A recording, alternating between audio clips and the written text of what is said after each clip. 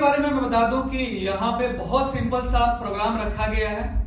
आपको 0.1, 0.2, 0.5 इतने से भी आप गेम को खेल सकते हैं। यानी आपके वॉलेट में 0.1 कॉइन है या थोड़ी बहुत गैस फी है तो आप गेम की शुरुआत कर सकते हैं। ठीक है, आप जब गेम खेलेंगे राइट, तो यहां पे जो डिस्ट्रीब्यूशन है वो कैसे होगा मैं बता देता हूं। जैसे मान ले कि 4 बंदे में 2 बंदा विनर है, 2 बंदा लूजर है राइट। तो विनर और लूजर दोनों का बैलेंस डिडक्ट होगा राइट।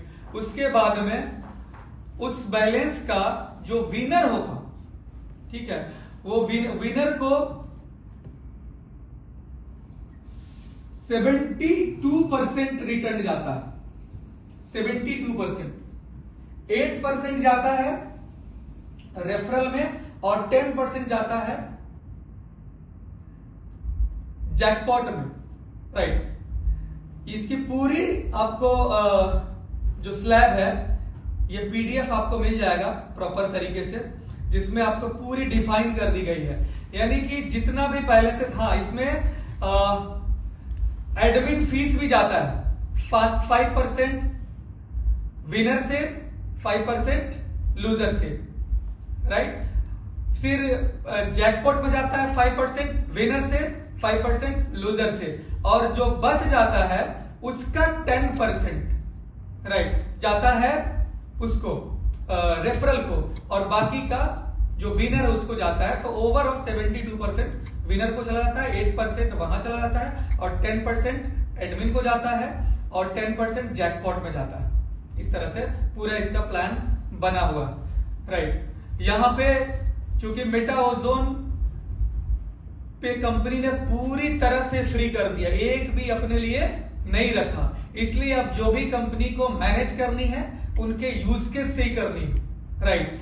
और यूज केस से करनी है क्योंकि मेटा प्रेडिक्ट में बहुत बड़ी कम्युनिटी आएगी, तो इसके लिए बहुत बड़ी सर्वर्स की जरूरत पड़ेगी, जो कि गेमिंग के सर्वर्स स्पेशली जरूरत पड़ेगी उनके लिए राइट। तो इसके लिए कंपनी को मैनेज करने के लिए कंपनी ने 5% लूजर साइड, 5% विनर साइड दोनों से रखा होगा, ठीक है। और इससे कि इनके गेम को करेगी। अब कंपनी के पास एक ही ऑप्शन है कि अगर उनको आगे बढ़ना है तो उनको खुद हर महीने यूज केस लेकर के आने होंगे। उनकी खुद मजबूरी है, क्योंकि अब आय का स्रोत उन्होंने खत्म कर दिया, क्योंकि ब्लॉकचेन वो पूरी तरह से पब्लिक के हवाले करने जा रही है राइट। तो वहां से उनका हाथ बंद हो गया। मेटा ओजोन जो इनका सबसे प्रीमियम प्रोडक्ट है, सबसे प्रीमियम, जहां से कंपनी की रेवेन्यू बनती है, उसको भी उन्होंने 100% पब्लिक के हवाले कर दिया। तब कंपनी के पास कुछ भी रहा नहीं, केवल और केवल मेंटेनेंस के लिए जो 15,000 कॉइन है बस वही है। तो वो सिर्फ मेटा ओजोन और ब्लॉकचेन के मेंटेनेंस के लिए है राइट। लेकिन प्रॉफिट के लिए और बाकी फ्यूचर के प्रोडक्ट के लिए पैसे चाहिए कि नहीं चाहिए, तो उसके लिए यूज केस होगा। और ये हमारे लिए सबसे अच्छी बात है कि इसी वजह से अब हमें हर महीने नए नए यूज केस देखने को मिलेंगे राइट। तो ये हमारा आज प्री लॉन्चिंग हो चुका है मेटा predict.io का। उसी तरह से नेक्स्ट मंथ में हमारा NFT वॉल लॉन्च हो जाएगा और एक और प्रीमियम प्रोडक्ट आ रहा है राइट। उसके लिए हमें चाहिए होगा 6 मंथ चाहिए होगा।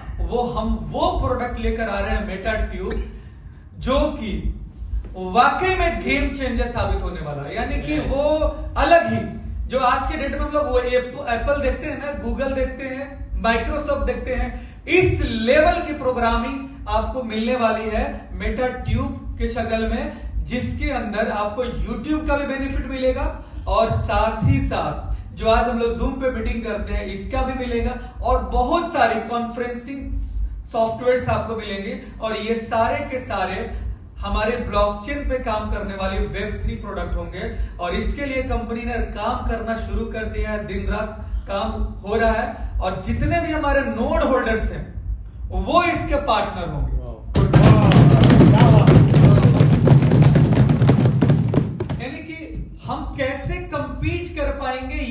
क्वेश्चन होता है कि क्या मैं लॉजिकल कह रहा हूं या नहीं कह रहा हूं। इतनी बड़ी बड़ी कंपनीज लाइक अगर हम जूम की बात कर लें, राइट, तो $1 बिलियन का बिजनेस करती है सालाना वो, 70 बिलियन से ज्यादा का उनका रेवेन्यू है।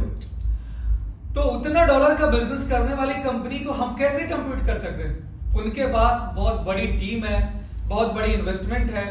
तो वो जो प्राइस दे रहे हैं, जैसे आज के डेट में हम लोग जो जूम चलाते हैं तो हर महीने लगभग 11 साढ़े 11,000 रुपए पे करने होते हैं जूम को 1,000 की कम्युनिटी के लिए, राइट। एक तो लोग पब्लिक तो फ्री वाला यूज करती है, राइट, उसमें 100 की कैपेसिटी होती है और 40 मिनट्स की लिमिट होती है। लेकिन उससे ऊपर जाएंगे तो आपको पे करना होगा, उससे ऊपर जाएंगे 500 में जाएंगे और ज्यादा पे करना होगा, 1000 में जाएंगे और ज्यादा पे करना होगा। और अगर जूम वेबिनार में जाएंगे तो उसकी तो प्राइस सुन के ही आपको दिमाग खराब हो जाएगा।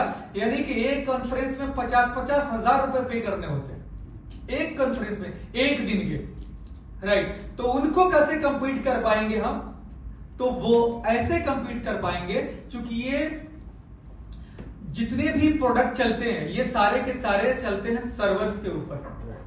और जूम हो या कोई भी कंपनी हो या माइक्रोसॉफ्ट हो, उन लोगों ने खुद का सर्वर लगा रखा है और खुद ही मेंटेनेंस करते हैं। उसका भाड़ा, उनकी एक्सपेंसेस, उनकी मेंटेनेंस सब उनको खुद ही पे करनी होती है और इसी वजह से वो ज्यादा चार्ज